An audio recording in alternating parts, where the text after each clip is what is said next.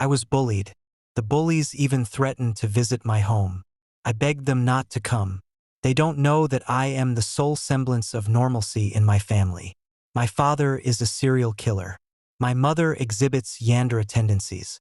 My brother has antisocial personality disorder. I alone am a sorrowful, delicate bloom. I returned home, heart heavy with dread. My father, clad in an apron and radiating a gentle warmth, opened the door. Hungry? Dad's prepared some snacks for you. His smile widened. A chill crept up my spine. His apron was stained with fresh, spattered blood. It was clear the stains were recent. Noticing my fearful stare, he glanced down and chuckled. Ah, I've accidentally dirted my apron again. Your mother will have words for me. With trembling hands, I removed my shoes and stepped inside. Bound to a chair was a young woman. Her hair was in disarray, her face smeared with blood, her lips cruelly stitched shut. At my entrance, she whimpered excitedly and looked at me with desperate eyes. I shuddered and diverted my gaze. This woman, he remarked, left her daughter, barely 5, outside while she indulged in a tryst. That poor child was crushed into a gruesome pulp by a car. Imagine the agony she endured before dying. My father remarked in a gentle tone. I sat frozen on the sofa, unwilling to look in that direction. Soon, the air was rent by a terrible scream. The woman's agonized cries persisted for more than 10 minutes before fading away.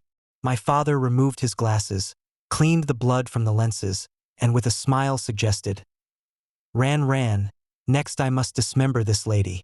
It might be disturbing, so why don't you head to your room? Granted permission, I hastened to my room.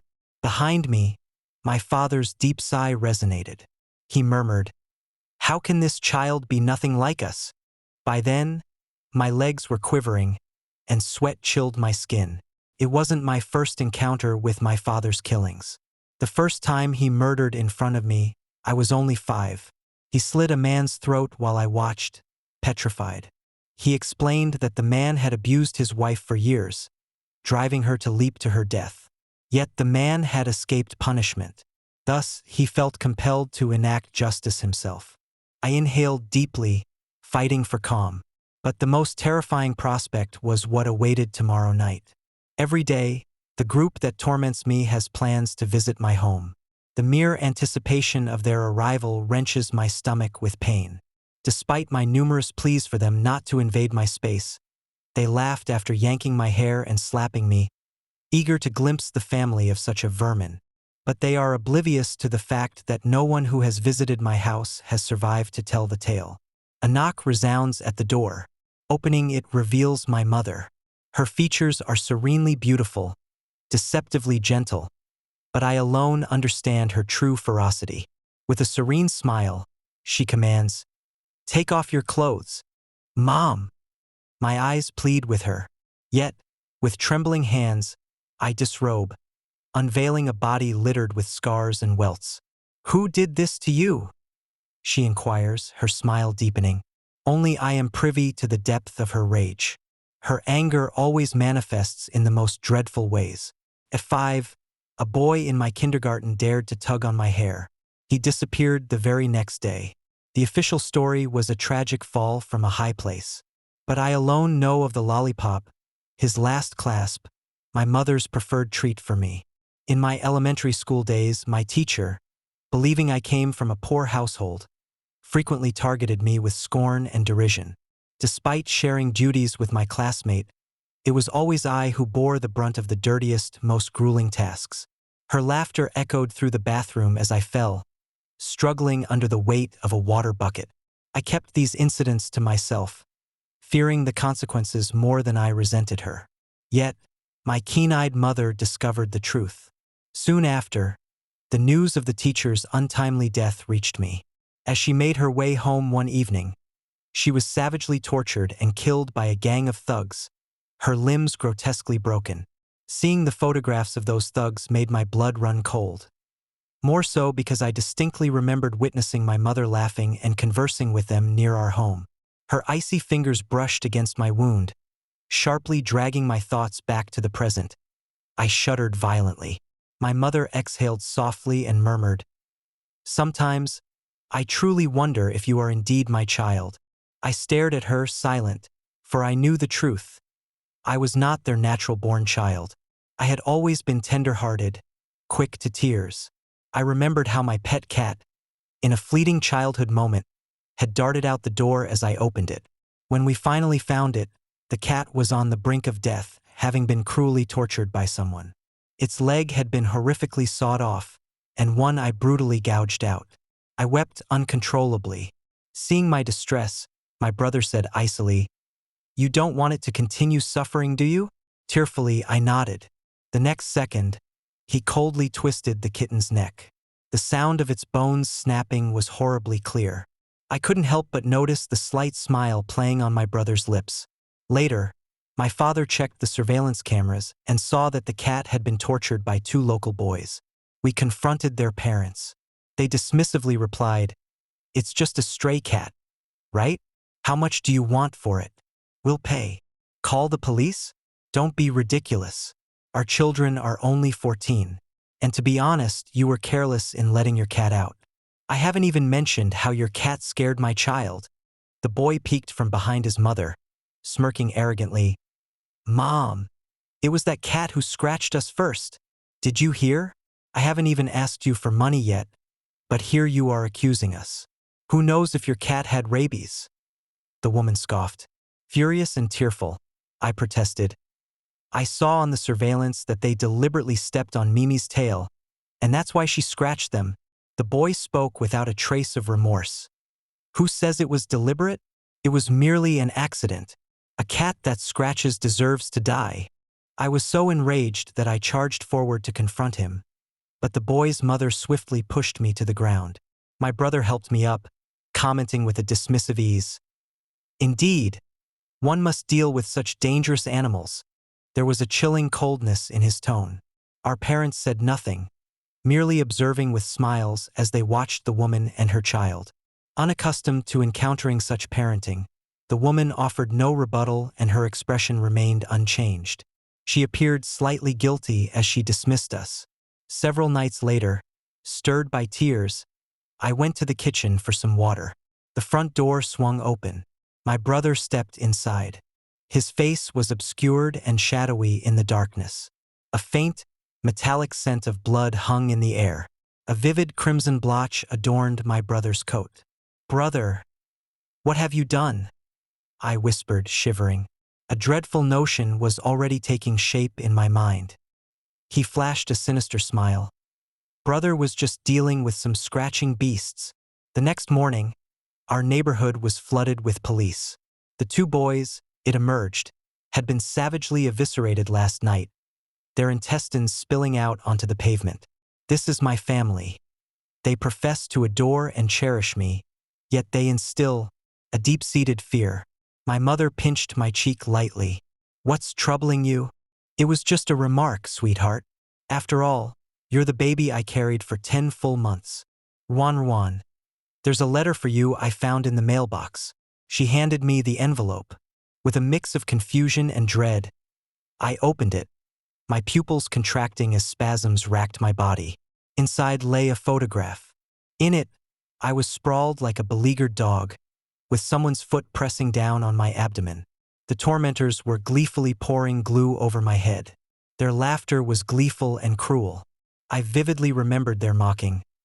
"A bitch doesn't deserve to have such lovely hair." The agony of a high heel digging into my stomach was starkly memorable.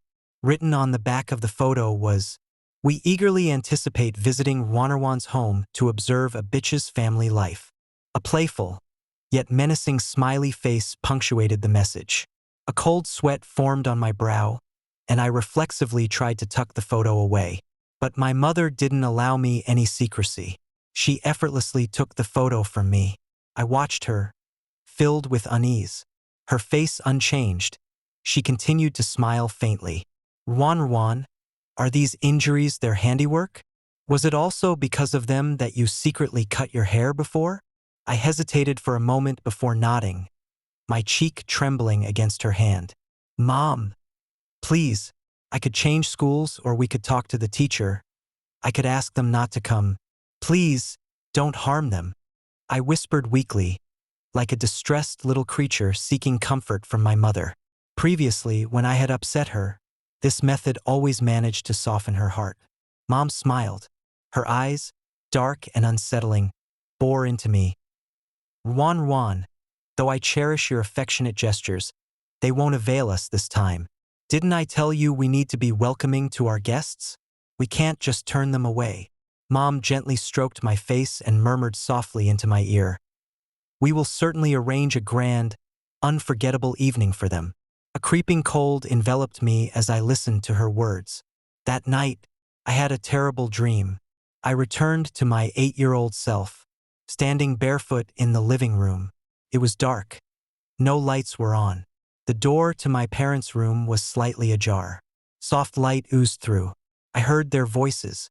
Curious, clutching my doll, I crept closer. I wonder if it was a mistake to bring this child back. Do you have regrets? It's not exactly regret. It's more about this child's difficult nature. If we ever tire of her, we could just kill her. Our garden isn't short of bodies, after all. A frigid chill coursed from my feet through my body. At 8, it felt as if I had descended into a frigid abyss. The room abruptly fell silent. Then, slowly, my parents' faces appeared from behind the door. Their smiles were chillingly uniform as they intoned, "Children who eavesdrop on their parents are very naughty." I suddenly awoke, my body slick with sweat. A conversation overheard at 8 had morphed into a relentless nightmare. It felt like a noose slowly tightening around my neck. I was not their flesh and blood. My temperament was entirely unlike theirs. Should they one day become displeased, I feared they might kill me, just like the others Dad had slain, throats slit, helplessly watching as their blood spurted, awaiting death. Out of the corner of my eye, I saw the door slightly ajar. Panicked, I was certain I had locked it before sleeping. A figure stood silently in the darkness. I recognized those impeccably crafted, high-end leather shoes. "Brother," I uttered, my voice shaking. My brother emerged from the shadows. He was typically engrossed in work and rarely came home. Nearly 3 months had passed since I last saw him.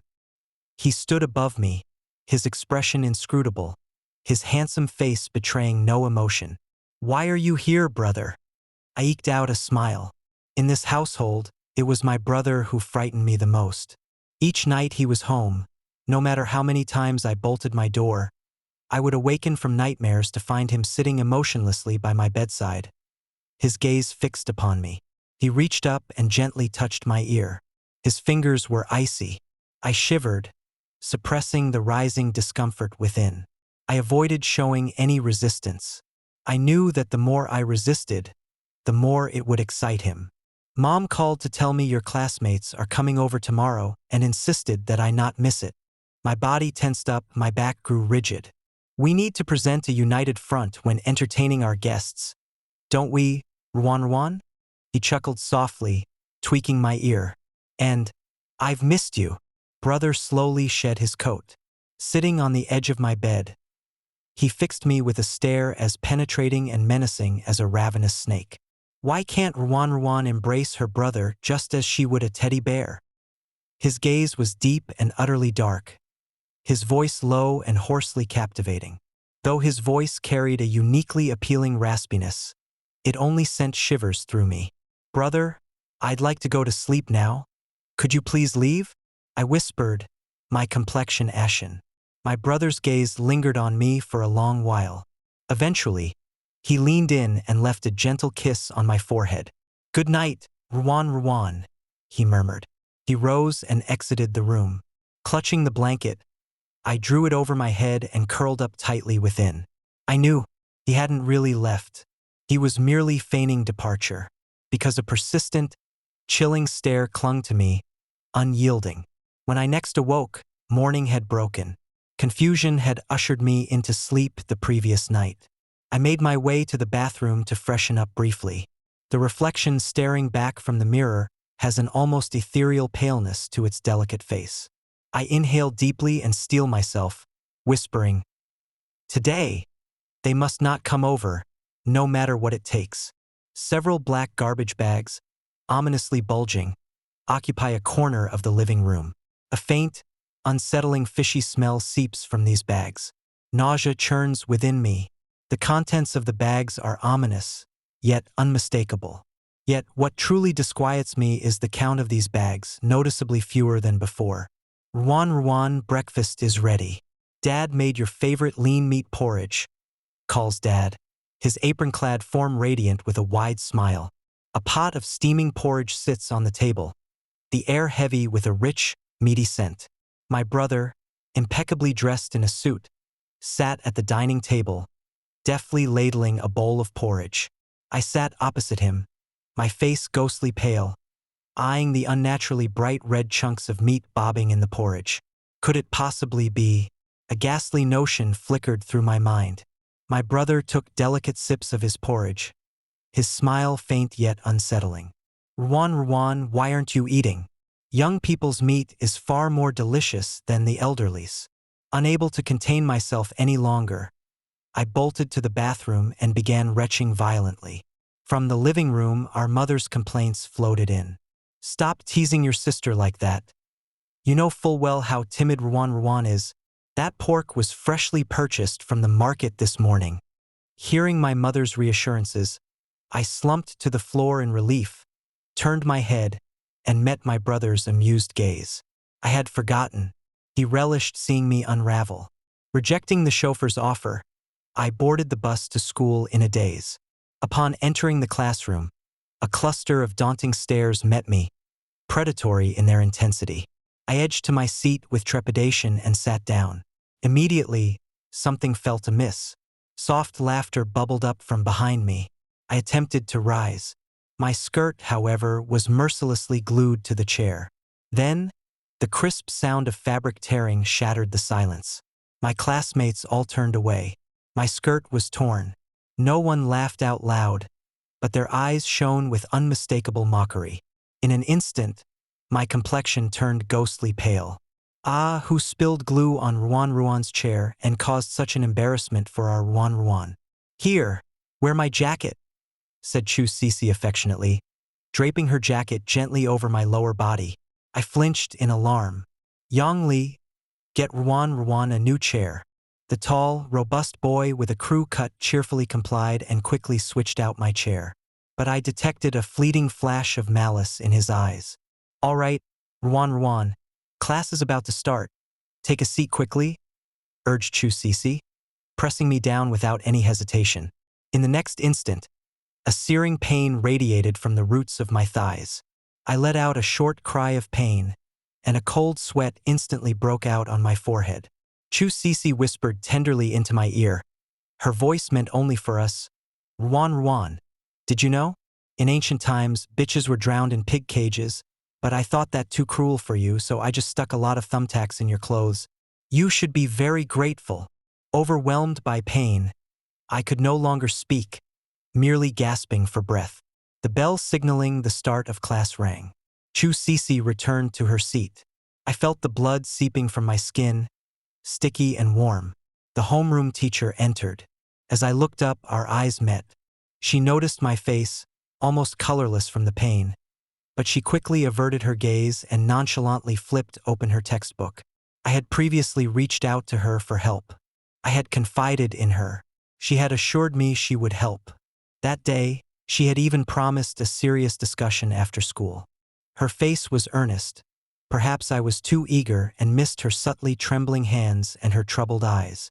She had led me to a quiet private room, saying we needed to talk things through. But upon entering, I was greeted by the sight of Chu Sisi and her friends, their laughter echoing cruelly. That day was painful, but it was a familiar kind of pain. In a haze, I began to mock myself. I knew all along that Chu Sisi's father was a powerful official who had made substantial donations to our school. No one dared cross her. The pain intensified unbearably. As I turned away, I thought I saw a familiar figure pass by the window. No longer able to bear the pain, I stood up suddenly. My desk mate gasped. Your clothes are covered in blood. Chu Sisi swiftly intervened. Teacher, it seems Ruan is having her period. I'll take her to the restroom. I can go by myself. The homeroom teacher cast a cold glance my way and said, "Let Cece take you." Murmurs rippled through the classroom. They say Ruan Ruan's family can't even afford sanitary pads. She has to use tissues. EW. No wonder there's so much blood. I parted my lips to defend myself, but ultimately, I just bowed my head, remaining silent. Chu Cece's acrylic nails dug sharply into my arm, causing a sharp pain. It hurt. She smiled as she led me out of the classroom, but her smile faded once we were alone.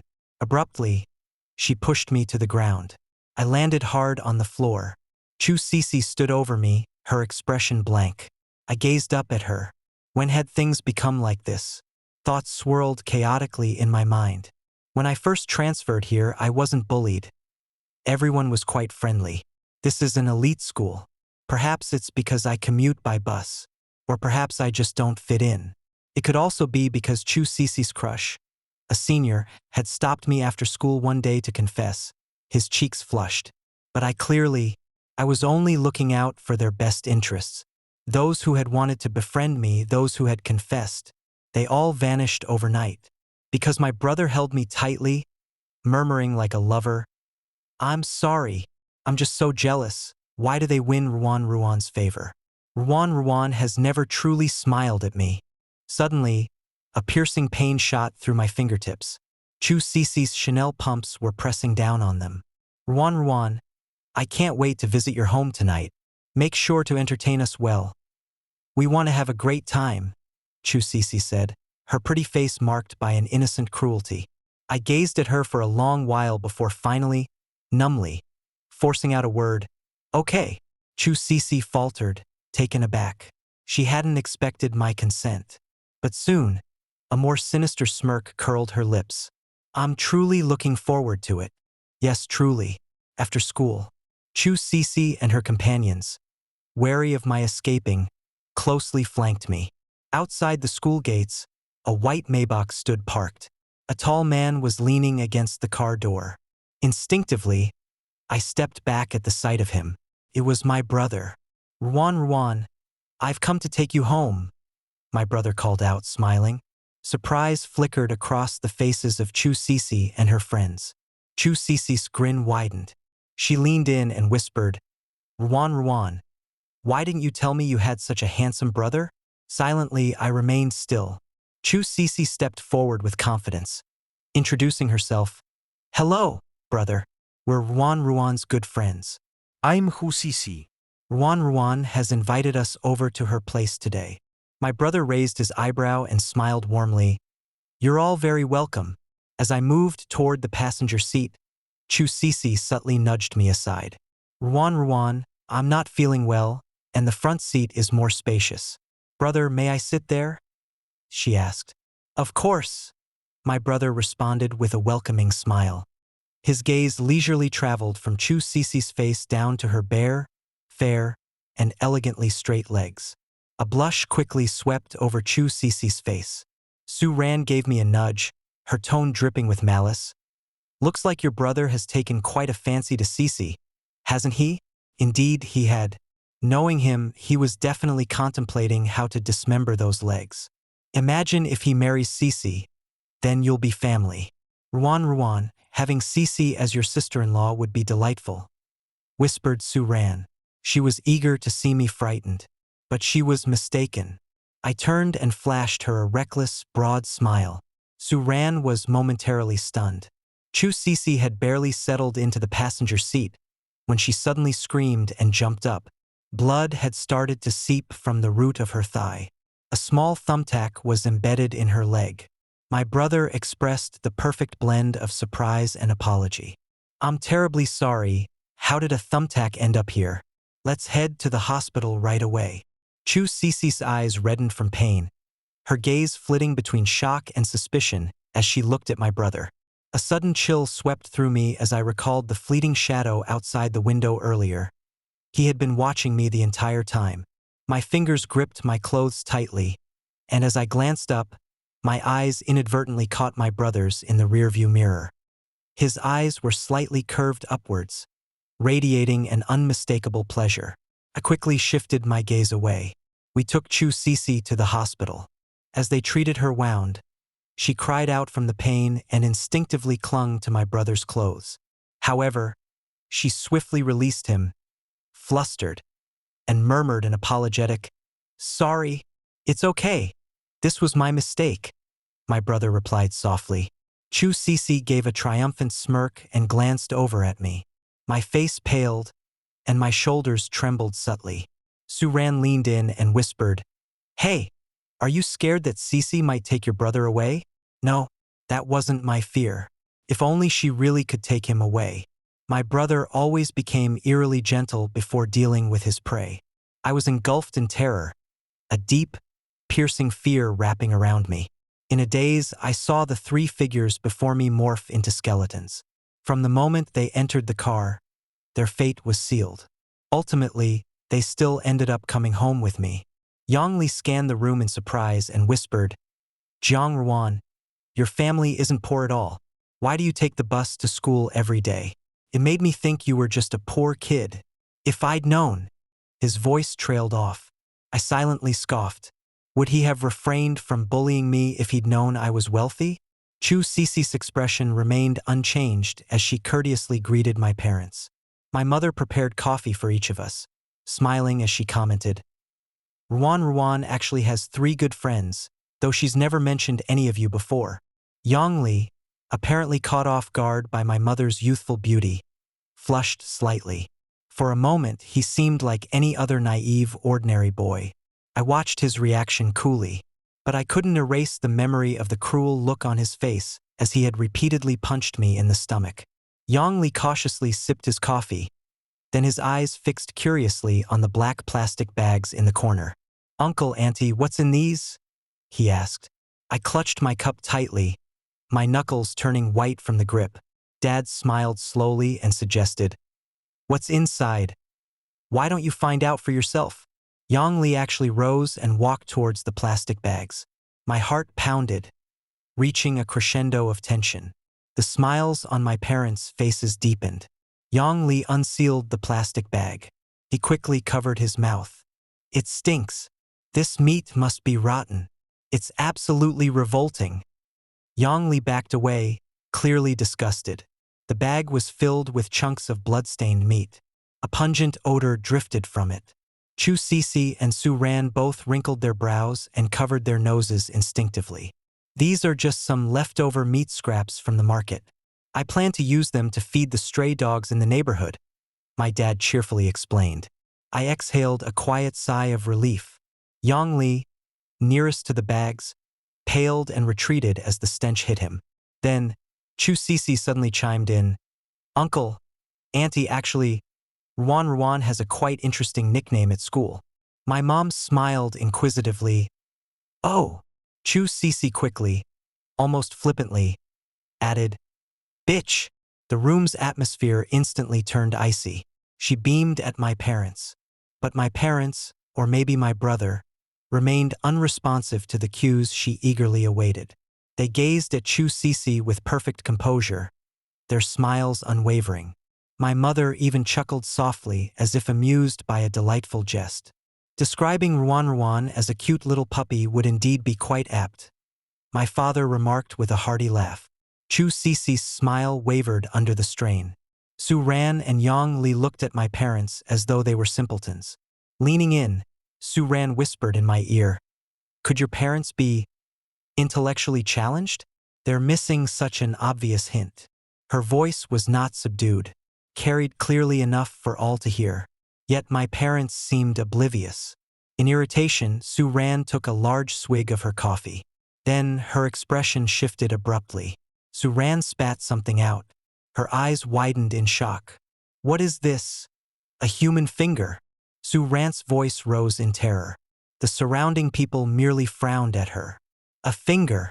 A human finger. Jiang Ruan, your parents have committed murder." Su Ran blurted out hysterically. "Su Ran, calm down. Look closely at what you've just expelled," I said in an even tone. Su Ran, breathing heavily, summoned the courage to look again, her face ghostly pale. "How can this be? It's turned into a sugar cube." I was certain it was a finger. Su Ran's voice shook as she spoke. What finger? You must be seeing things from too many horror movies. Yang Li mocked. I gazed coldly out the window. There, a cluster of intensely bright flowers bloomed. Legend has it that these flowers, once crushed and blended into juice for food, can provoke hallucinations.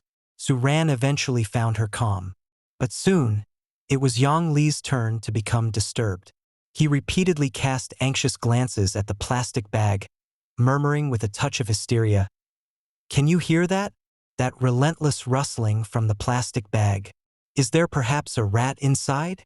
Chu Sisi furrowed her brow. "What are you talking about? Didn't any of you hear it?" In a flash, Yang Li sprang from the couch. A look of deep distress marred his features. The incessant rustling, it's deafening. How could it go unnoticed? Then his expression abruptly froze.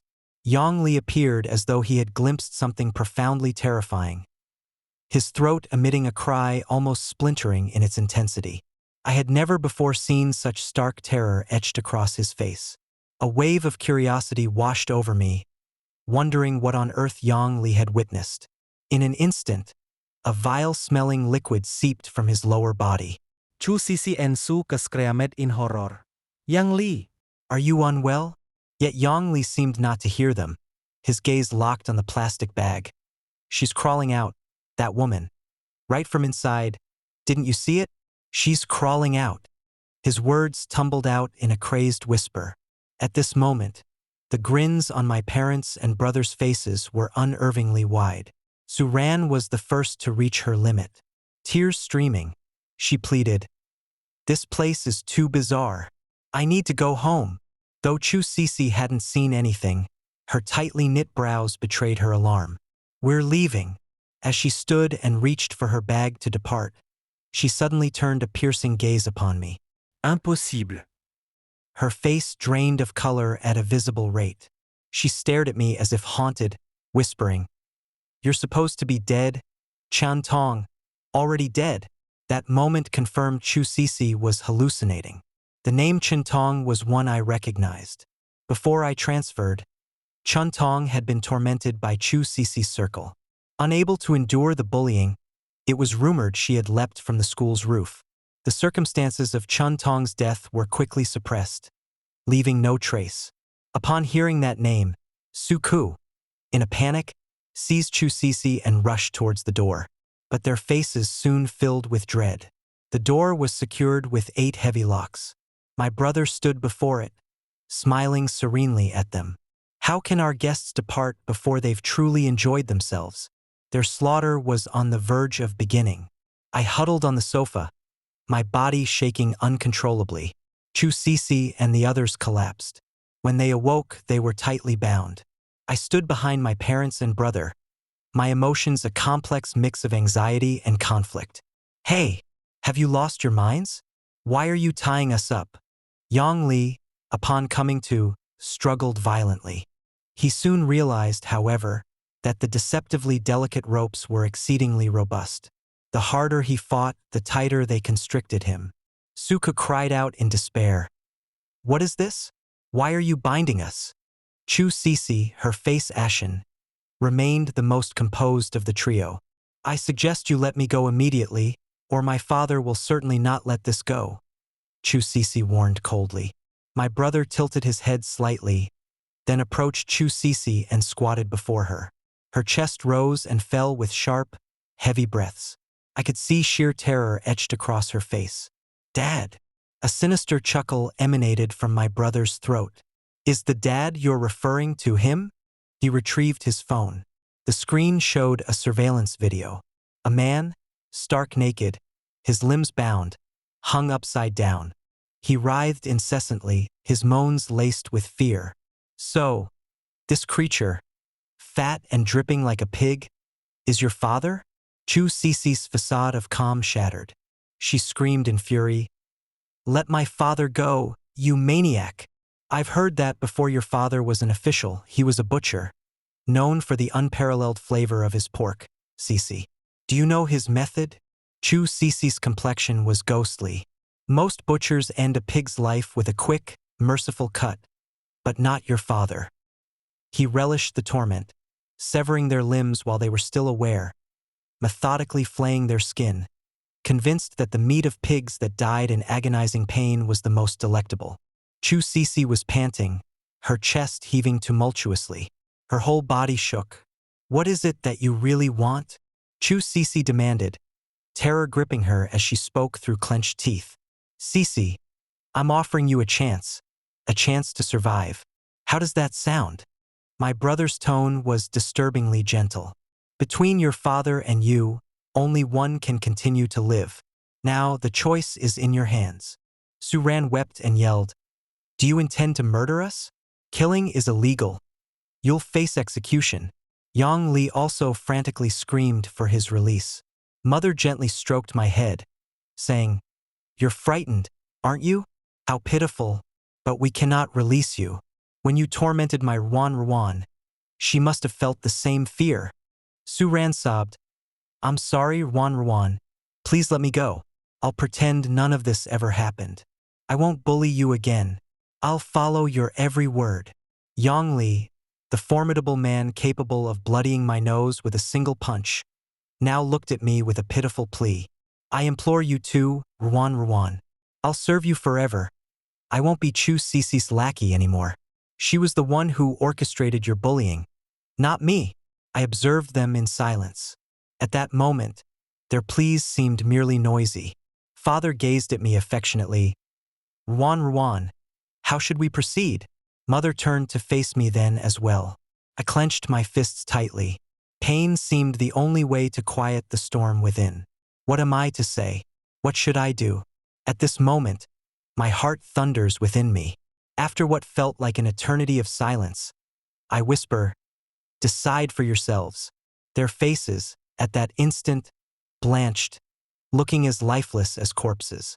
Brother intoned, "Sisi, my patience is nearly spent. I'll count to 3, 3, 2, 1.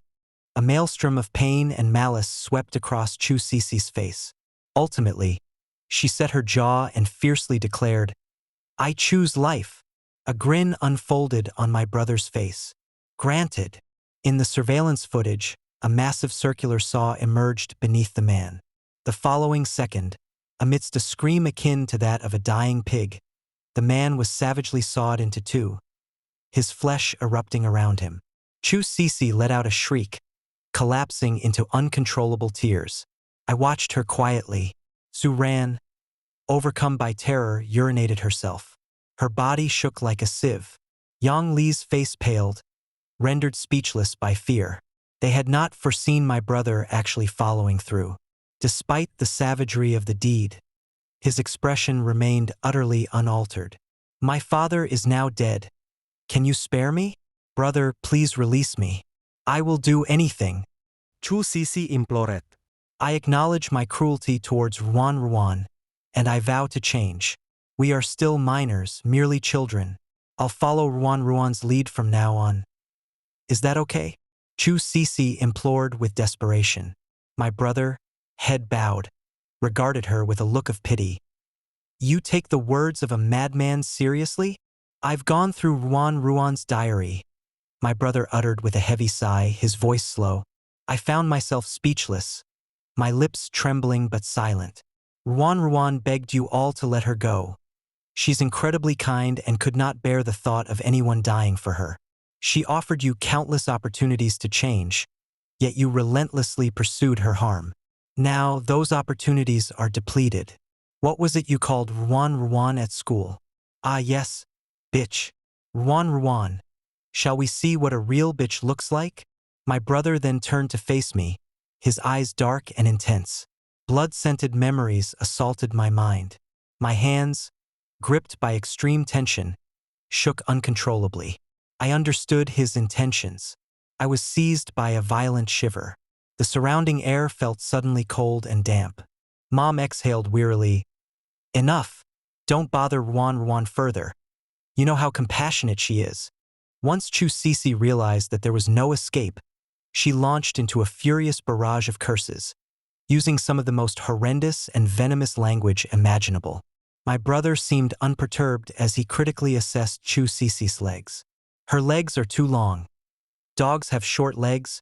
We'll need to saw off quite a bit. And her arms are too long too. Chu Cece succumbed to complete despair. She recalled how this man had ogled her legs before getting into the car. Even then, he had been plotting to transform her into a dog. Ruan, the scene that's about to unfold will be very bloody, and I know you've always hated that, my brother said, smiling eerily. My mother took my hand. Ruan, let's go downstairs. This messy business is better left to the men. Ruan, don't leave. Please save me. Ruan, you can't just stand by and watch us die. We're sorry, we were wrong. Please save us. The trio wept profusely, begging me to save them. I numbly watched these faces, once so full of arrogance. Weighed down by the situation, I murmured, I always said, no matter how you treat me, just never come to my house. I emphasized it over and over. At last, I turned and followed my mother out of the room. The door slowly shut in front of me. I could no longer see their eyes, filled to the brim with absolute despair, just like every other person I had witnessed being killed before. Inside the room, there were screams, piercing, chilling screams. But our house had substantial soundproofing, so the neighbors couldn't hear anything. I should have been used to this by now. Yet, the overwhelming fear and the torment of my conscience still caused tears to stream down my face. I buried my face in my mother's embrace, sobbing quietly. She stroked my hair repeatedly. After a long bout of crying, I looked up and stammered, Mom, will you ever kill me like that one day? That day, I heard, I'm not your biological child. My mother looked at me, surprised, and then she smiled. You mean what you overheard when you were 8, what your dad and I were discussing? Silly, why would you think you're not our biological child? Mom would never lie to you. You're the baby I carried for 9 months and gave birth to. But, I said incredulously. My mother sighed softly. We didn't want to tell you this, but now that you're grown, you deserve to know the truth. Actually, it's your brother who we found and took in. We initially thought he was a normal child, but as he grew, he began to exhibit our traits. No, to be exact, he was born with antisocial personality disorder. We were worried about your safety, so we've been conflicted about what to do with him. But your brother, he truly loves you. I murmured a subdued tightly clutching my mother's clothes. At that moment, the screams from upstairs abruptly ceased. The door slowly swung open. My brother stood on the second floor, looking down. I looked up, our eyes meeting. His face, smeared with blood, was still hauntingly handsome. He, perhaps fearing that I would be frightened, frantically wiped at the blood on his face. But he didn't know that I was actually quite pleased. My name is Jiang Ruan. Both of my parents possess innate antisocial personalities. Regrettably, I have inherited the same disposition. However, I have become adept at concealing it. Since the age of 8, I knew that my brother was adopted. Frankly, when I discovered the truth, I was immensely relieved. I adore my brother. It's the kind of adoration where you want to consume him, sew him into your body, and never be apart. To keep him close and protective, I've always played the part of an innocent, naive flower. Every time he sneaked into my room at night, my shivers were not of fear but of excitement. I dearly love my family, but sometimes they are quite naive. They have a penchant for murder, yet they often overlook crucial details. The day my brother killed those 2 boys, I was the one who cleaned up after him. For years, my father has committed murders without ever being caught, largely because I've consistently cleaned up after him. Despite the hardships, the relentless need to cover their tracks, I cherish my dad, mom, and brother the most.